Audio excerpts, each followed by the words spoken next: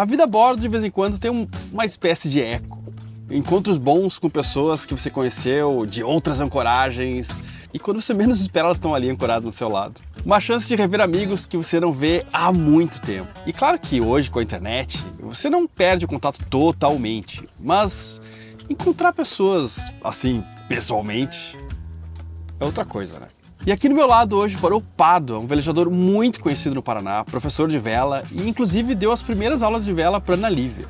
Sempre quando eu vou a Antonina a gente tem bastante contato. E agora na Refena a gente teve a chance de se ver novamente. Agora há pouco ele começou a morar a bordo, apesar de já velejar há muitos anos. E nessas conversas sobre a vida a gente acabou falando bastante sobre viver no mar e como isso transforma a gente. Cara, me diz como que tu começou a velejar, onde é que apareceu Onde começou? Começou quando eu tinha 17, 18 anos de idade, eu tinha uma moto. E aí eu fui lá para Guarapiranga. Parei em Guarapiranga lá, olhei assim, fiquei olhando o mar, assim, mar não, a represa, né? Passou um casal por mim. Eu olhei assim, onde vão esses dois aí? Passaram com uma mochilinha, feliz da vida.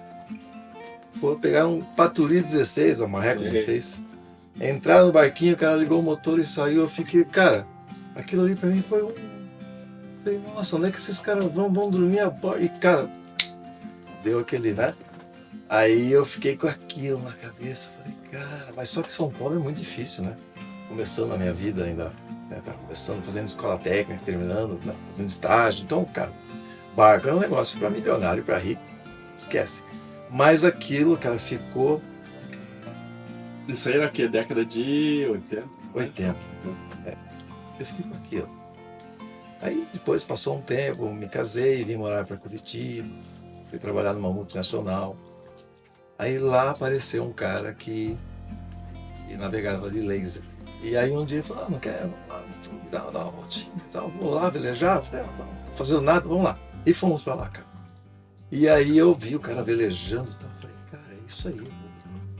Passar. Já tinha feito ciclismo, já tinha feito trilha, né? Mas a vela me dava um... Passou um tempo, voltei e falei, cara, acho que é isso aí. Aí fiquei juntando dinheiro para comprar um laser na época, porque na época custava $2.000 um laser. Aí eu fiquei juntando dinheiro. Juntei. Comprava assim, um pouquinho de dólar e guardava um pouquinho de dólar. Aí cheguei e falei assim, agora eu vou comprar meu barco. Eu caí na besteira de falar para minha ex-mulher na época que eu ia comprar um barco. E aí ela falou assim, não. Nós estávamos acabando de construir a casa, né? Não, vamos comprar primeiro o quarto. Aí meu primeiro laser virou um quarto. Nem chegou a nascer. Não chegou a comprar, né? Não cheguei nem a comprar. Aí eu fiquei com aquilo e falei, não, agora eu vou comprar. Comecei a juntar de novo dinheiro, devagarzinho.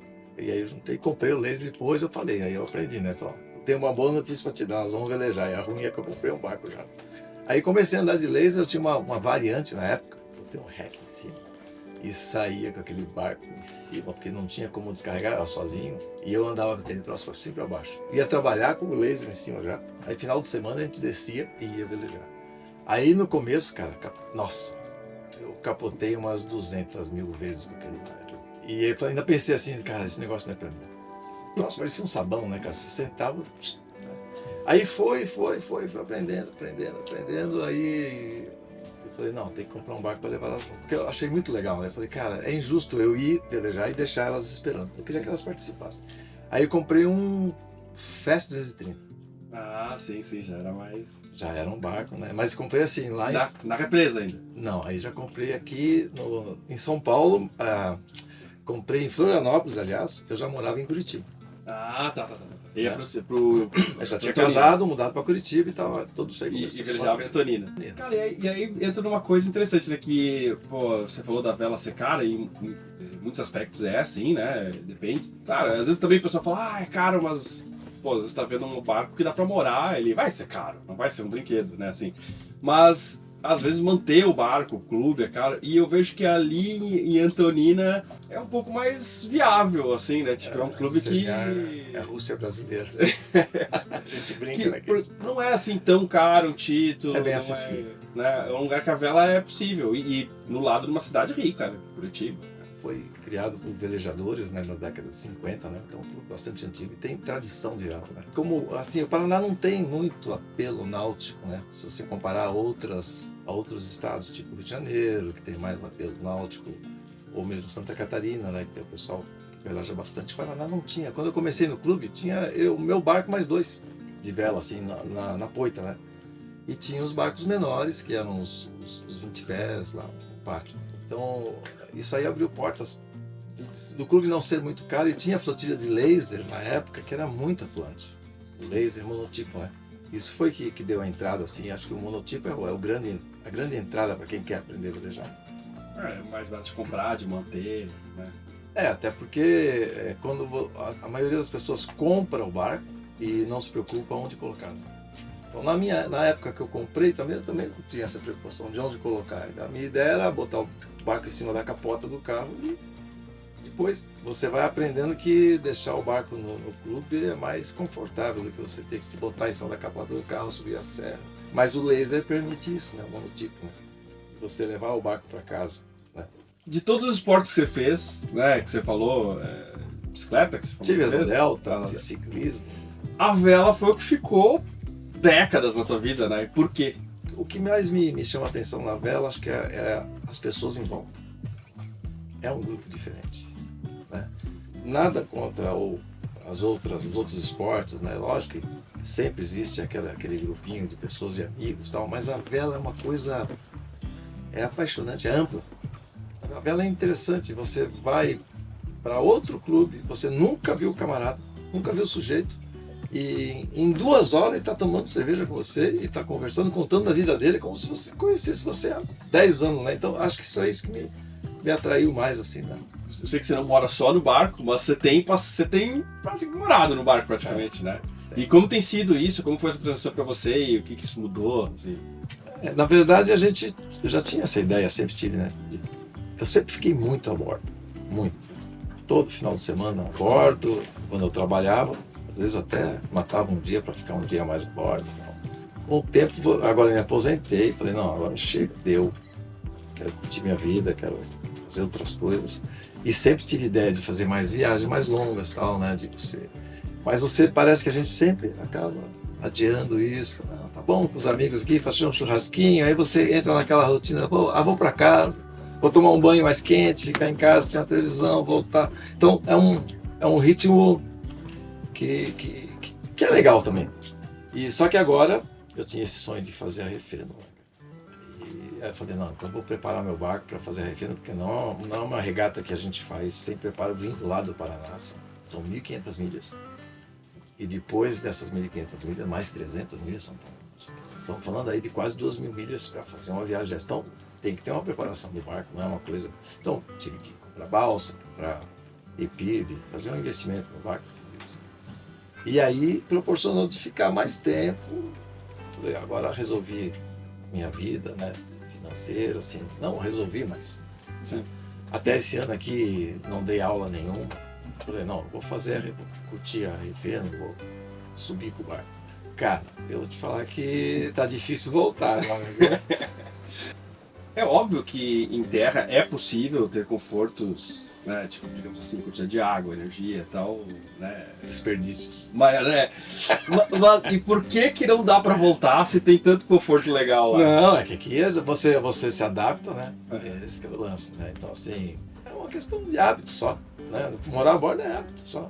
Não muda muita coisa, assim, para quem gosta, né? Lógico, vai ter gente que vai odiar, porque se a pessoa for uma pessoa que acha tudo difícil, né? A água você tem que ir buscar a tua água, não vem encanada. Né?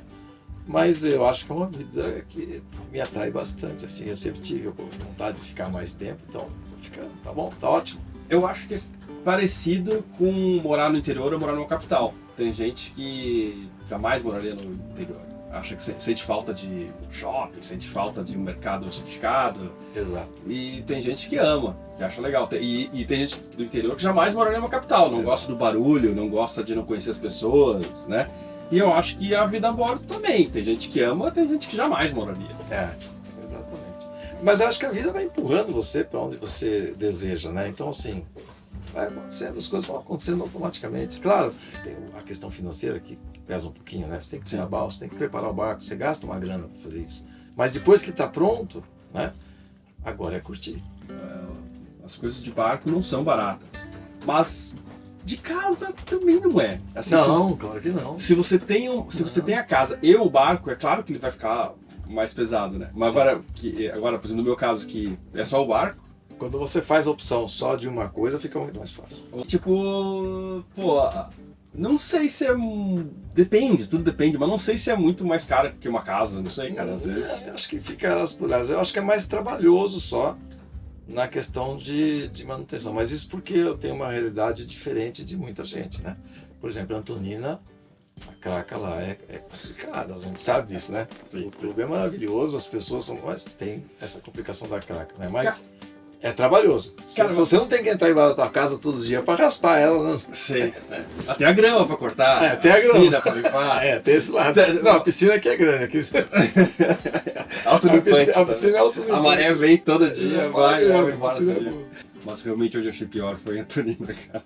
Craca. Onde eu achei que tem mais cracas. Mas é onde tem os melhores mergulhadores de fundo de barco. Todo mundo mergulha a cada 15 dias. Não duvido. E então, com corrente aí. Eu mesmo mergulho para limpar meu barco, né? Sim. Então, assim, você aprende a mergulhar e acaba curtindo isso também, né? Sim. Porque aí vira uma desculpa. A gente vai até o Teixeira, que é aquela ilha lá. Vamos sair. O que nós vamos fazer hoje? Vamos limpar a Caraca. Vamos saindo daqui. Vai até o Teixeira, dá um mergulho, nada, dá uma passadinha de esponja embaixo do barco e tal, já levanta, já tá a churrasqueira acesa, já vira churrasco e tá tudo certo. Então, enfim, é um hábito. Quem planeja velejar pelo mundo, às vezes não para pensar que quando estamos em um país diferente, a internet, apesar de conectar o mundo inteiro, não é igual em todos os lugares. Alguns sites, inclusive governamentais, bloqueiam conexões vindas de fora do país, por motivos de segurança, evitar fraudes. Agora, imagina estar velejando fora do seu país e precisar acessar a Receita Federal ou fazer uma transferência bancária, resolver um pagamento e o site não abre. Essa é só uma de muitas situações que uma VPN pode te ajudar. Eu acho hoje algo essencial. Aqui eu uso a NordVPN, que tem mais de 6 mil servidores em 111 países para se conectar. Quando você usa uma VPN, você se conecta através de um túnel criptografado, através de outros servidores que podem estar em outro país. Então, mesmo fora da sua região, você pode se conectar como se estivesse nela e acessar o que você precisa. Essa nem é a principal razão de ter uma VPN. A principal mesmo é segurança, evitar que hackers acessem seus dados, suas senhas. Mas isso você já sabe. Só que tem outras coisas muito legais também que dá para fazer com a VPN. Acessar sites que estão bloqueados, como eu falei, fazer o Google trazer resultados do lugar que você quer ou precisa, assistir filmes que não estão disponíveis na sua região, ou às vezes comprar voos mais baratos no país de destino. Eu uso inclusive para driblar gargalos de velocidade que alguns servidores colocam em sites que usam muita banda, como nuvens, Google Drive, enfim. Dá uma procurada aí por estrangulamento de banda ou estrangulamento de ISP. Você vai entender o que eu tô falando. E eu tenho conseguido velocidades bem maiores nesses casos, bem maiores mesmo. E a NordVPN fez uma oferta exclusiva para quem segue o Hashtag Sal. Fazendo o plano de 2 anos, você ganha 4 meses extras com esse link, que aparece aqui na tela e também tá na descrição. E o mais legal é que se você não gostar por algum motivo, sem problemas, tem uma garantia de reembolso de 30 dias. Dá para dar uma testadinha antes. A internet é um lugar que fica bem mais livre e seguro com uma VPN. Sem bloqueios, sem limites geográficos, sem medo de ter seus dados roubados. Use esse link que tá aí e experimente, eu acho que vale bastante a pena. Cara, você você dá aula de vela também, né, já há bastante tempo. E ali no Paraná eu noto que você é uma das pessoas que é referência ali, né, assim, que todo mundo pergunta e não sei, mas faz uma tutoria com muita gente que quer entrar na vela. Sim. E você vai tirando dúvida, né? Sim. Que dicas você daria para alguém que quer começar na vela e talvez queira morar a bordo ou não, mas assim, que quer entrar de cabeça na vela num verde oceano? Começar. Só isso, né? Na verdade, a gente fica procrastinando as coisas, eu vou fazer isso quando eu me aposentar. Errado, né? Tem que começar junto já. Começa com um barco pequeno, porque assim, é claro que é legal ter um barco de oceano, claro que é legal. Mas assim, muita gente, quando olha para um barco de oceano e fala assim, cara, eu vou despender o dinheiro que dá para mim comprar quase um apartamento. E o cara já tira o pé e fala, não, isso não é para mim, é só para quando eu me aposentar, só para mais tarde. E perde a oportunidade de curtir durante a vida como eu curti. Eu tenho mais de 35 anos de vela. né? Comecei na época comecei na década de 90, né? E foi uma coisa que foi gradativa. Tem muita gente que me procura às vezes, né? Por ser essa referência, assim, não digo referência de ser bom, mas a questão de ser velho na vela, de estar muito tempo. E tá né? disponível. Então, e como eu formei muita gente, muito Sim. aluno de vela tal, que o pessoal começou, porque eu tive muita dificuldade no começo de aprender. Naquela época não existia nem GPS quando eu comecei a velejar. E a gente foi aprendendo e eu senti essa dificuldade. Eu sempre tinha aquele negócio de convidar uns amigos para ser tripulante, a gente gostava de fazer regata, né? Aí um amigo meu falou assim, cara, você sempre acaba treinando os tripulantes, porque eu sempre fazia um briefing, né, para poder velejar com os tripulantes. Ele falou, por que você não dá aula? Eu falei, cara, acho que de repente pode ser. Ele falou, não, se você der aula, eu sou teu aluno, o cara falou para mim. E eu fiz assim, eu falei, então tá, então. Aí convidou mais 2 amigos e a gente fez uma primeira aula, né, que foi o Marco. Gente boa demais. Eu procuro sempre ajudar muito quem quer iniciar, né? O pessoal às vezes me liga e tal, fala, ouvi falar de você, você me dá uma dica. Eu falei, cara, me liga a hora que você quiser.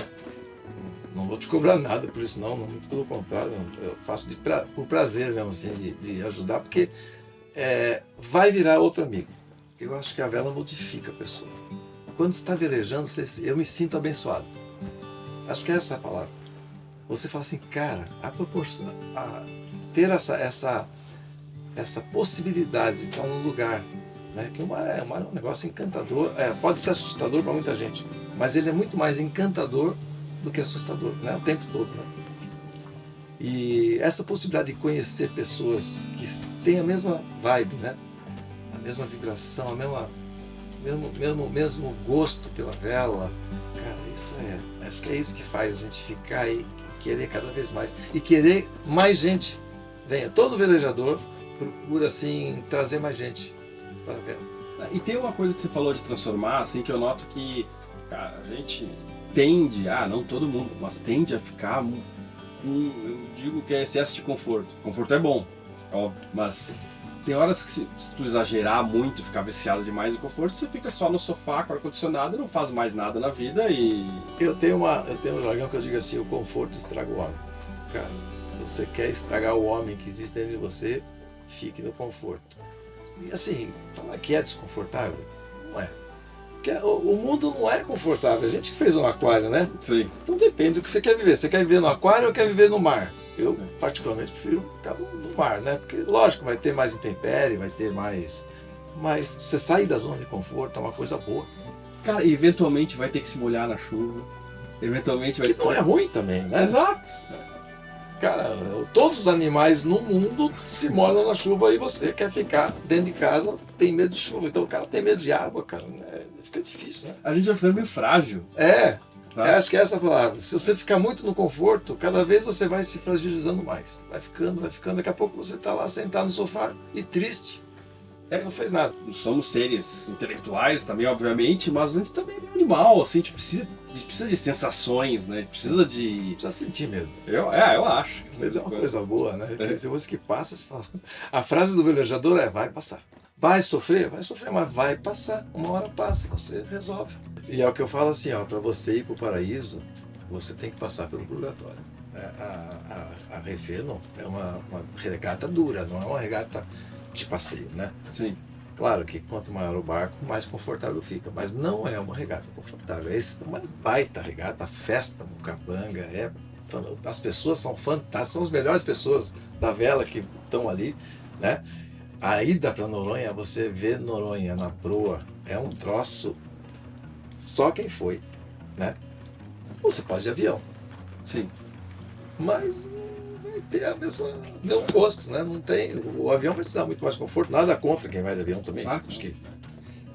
mas você vê, né? Eu acho que, por exemplo, se tu pegar alguém que nunca entrou no veleiro e já botar na Refeno, é bem perigoso, a pessoa tem que velejar um pouco antes. Então é tipo que nem o vinho mesmo, tem que treinar o paladar, cara. Tipo umas velejadas antes, veleja em... Apesar que tem gente que faz isso, né? Mas realmente, para quem está começando, começa numa baía, né? Até poder acostumar, porque o enjoo é terrível, né? O enjoo a gente toma um remedinho, até hoje eu tomo contra o enjoo, né? E passa, né? Que é uma coisa pitadinha e passa.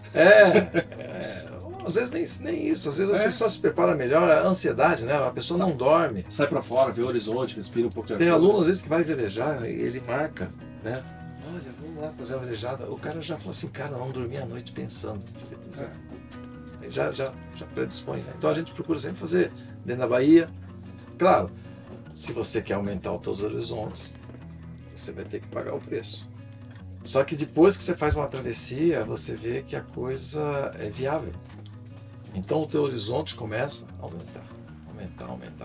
Então é uma das razões que eu fiz a Refeno foi isso. Falei, é uma viagem longa, então vou botar meu barco para fazer. Tudo pode dar errado, mas você tem que se cercar para que nada dê errado, né? Sim. E tem que se preparar realmente.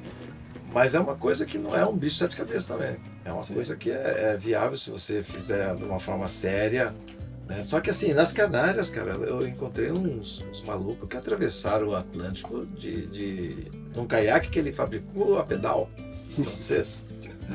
Depois eu encontrei uns poloneses que fizeram o barco na garagem de casa com 20 pés. O pessoal que não tá ligado acha loucura. Sim, normal, sim. Isso. A pessoa fala, maluco.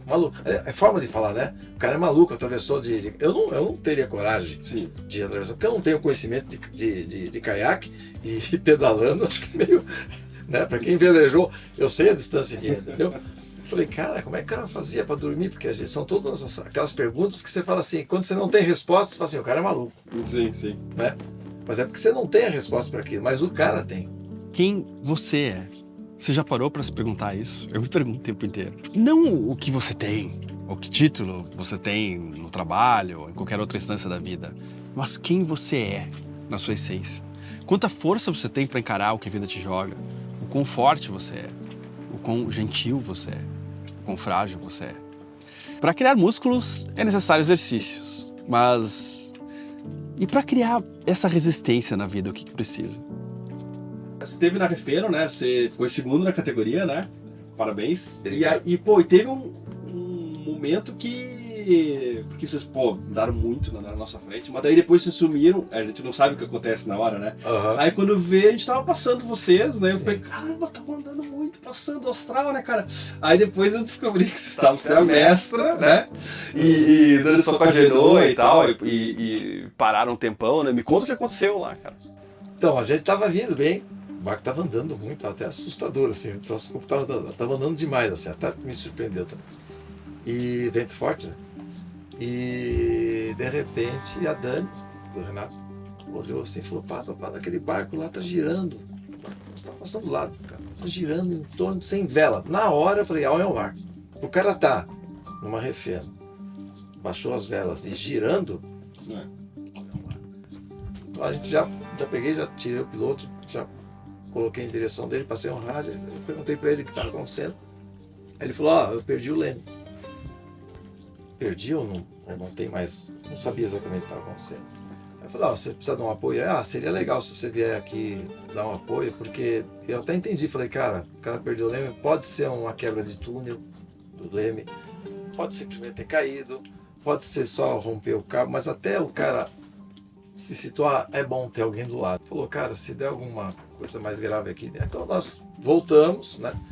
E nesse de voltar, a gente teve que dar um jibe. Só que o vento estava muito forte nesse jibe, ela descosturou, não rasgou, descosturou. E aí a gente ficou lá mesmo assim, a gente ficou lá com o pessoal, ficamos uns 40 minutos mais ou menos. Ele não estava conseguindo contato com a organização. Aí o meu rádio tinha mais alcance, a gente falou com outro veleiro, que era, se não me engano, o Zen, veleiro Zen, que estava dando apoio no catamarã. Aí ele conseguiu falar com a comissão de regata, a gente fazia uma ponte para eles, né? O que estava acontecendo. Se o alcance do VHF não chega, não então chega, o barco ajuda o outro, a gente conseguiu fazer. E aí a gente passou também a posição deles aproximada no GPS e tal. Aí o pessoal falou da organização, o barco de apoio vai buscá-los, pode ficar tranquilo. Eu falei, então tá, então a gente vai continuar a regata. Aí foi aquela dúvida, né, cara, o que a gente faz? A gente estava em primeiro, né? Na categoria, né? Gibi Pro. Cara, vamos para Noronha. Vamos botar Genoa, baixar a mestra, não tem o que fazer. E continuamos o segundo dia só com Genoa, mas mesmo assim, né, o barco andou muito bem. Estava dando uns 6,5. 6,5, 7. Então, assim, Antes com a Mestre a gente chegava a 8h30, 9. Assim, aí na chegada só com a Genoa foi difícil, que deu um contravento, e a gente conseguimos o segundo lugar. Então foi bem legal, o pessoal ficou bem feliz. Eu contei a minha história ali, porque é que eu tenho, que eu gravei, né? Mas cada barco, cada um dos 90 e poucos barcos lá é um universo uma mágico, festa quando chega, né? Com histórias potencialmente mais legais. Que nem E a essa gente aí, se divertia depois ouvindo a chegada dos caras, né? No rádio, né? Tô chegando o cara, queria, cara, era uma chegada mais vibrante, que era muito legal. Então assim, a terceira refenda que eu faço, né? Eu não sei, cara, acho que o ano que vem a gente vai ter que voltar, cara. Eu acho que é uma coisa que acho que a gente tinha que pontuar, que eu achei bem interessante na refenda, um dado que deram, que acho que 20% eram mulheres, né? Não, cara, é pouco, mas que bom que eu acho que cresceu. Assim. Né? Porque eu vim de uma época que mulher não existia, na verdade. Né? E isso eu achei uma coisa bacana, assim, cara. Sim. Achei bem legal. Eu até cheguei a fazer, acho que 2 ou 3 vezes, eu fiz curso só para mulheres, né?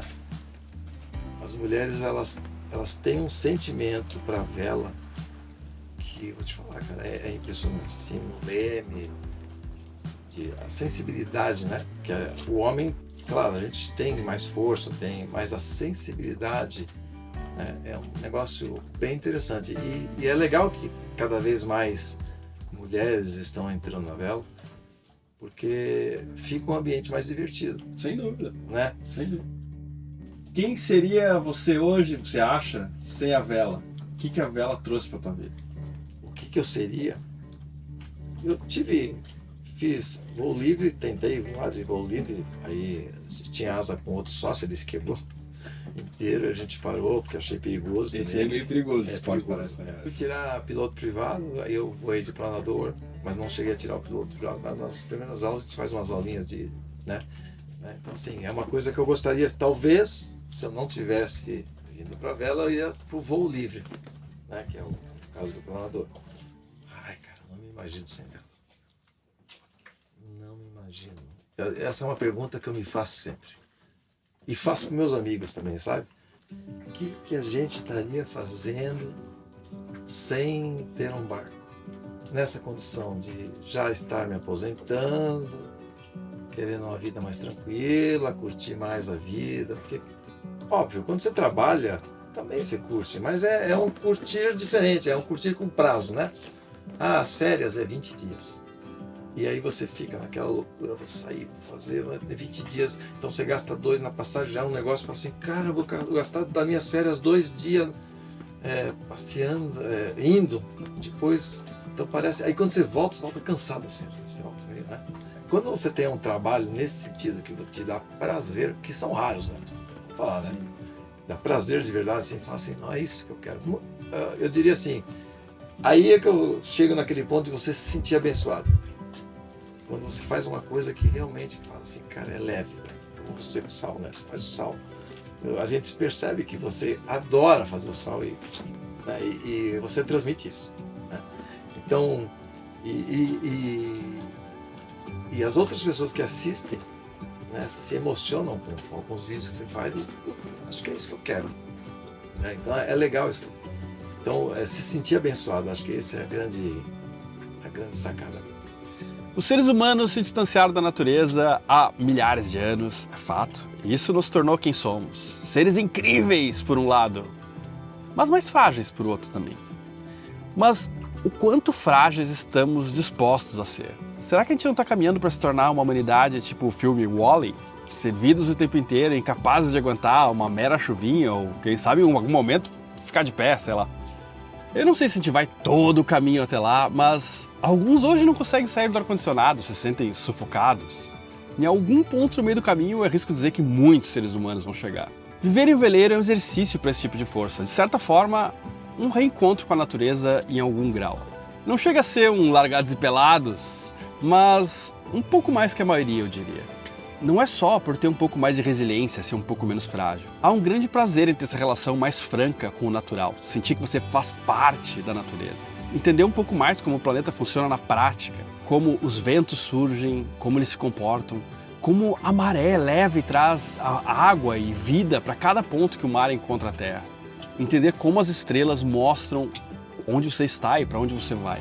É uma preocupação que algumas pessoas vão passar completamente batidas assistindo esse vídeo, dando zero importância.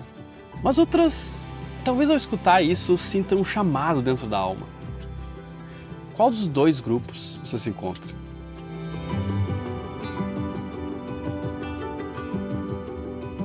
Se você gosta do Hashtag Sal, se você gosta do que a gente faz aqui, considere com carinho deixar qualquer quantia pra gente lá na Apoia-se. Um cafezinho, R$10 já ajuda muito a gente, muito mesmo, a fazer o que a gente faz aqui. O canal é mantido e é feito para vocês que apoiam a gente todo mês com alguma coisinha lá. E eu sou muito grato. Fazendo isso, você participa de um grupo de apoiadores que sempre tem discussões muito bacanas sobre a vela. Tem lá vários velejadores experientes, muitos novatos também, e trocando muita informação. É mais uma coisa muito legal que o canal faz. Gostaria de ver você lá daqui a pouco. Ou se não, domingo às 10 da manhã com mais outro episódio. Até mais. E você pode gostar do seu trabalho, né? Mas há vários níveis de gostar, assim, né? Tipo, eu tenho que trabalhar e esse é o melhor dos que eu, né? Agora tem um teste, assim, que é tipo, você gosta mesmo? Então é o seguinte, ó. Se você ganhasse na Mega Sena 250 milhões, Mega Sena da virada, hoje, semana que vem você continuaria trabalhando? Mas eu compraria um barco. Aí você maior. Porque eu vou te falar, eu acho que eu sou um felizardo na vida, porque eu acho que eu seguiria fazendo Hashtag Sal, cara. Seria muito diferente, seria... Claro, mas a gente, né? o cara é mais...